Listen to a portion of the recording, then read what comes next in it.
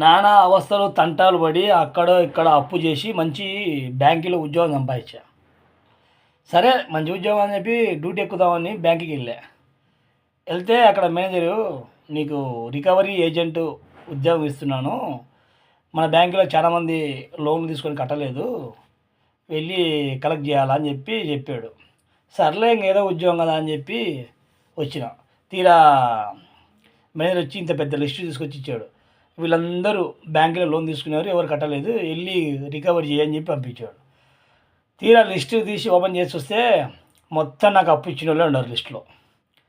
మరి వాళ్ళ దగ్గరికి ఏ ముఖం పెట్టుకొని పోయి అడగాలనో అర్థం కాలేదు. మరి ఈ ముఖం పెట్టుకోవాలన్నా ఇంకా వేరే ముఖం పెట్టుకోవాలన్నా అర్థం కాలేదు. ఇది కాని పని రా అని చెప్పి ఉద్యోగాన్ని రిజైన్ చేసి ఇంటికి వచ్చేసిన.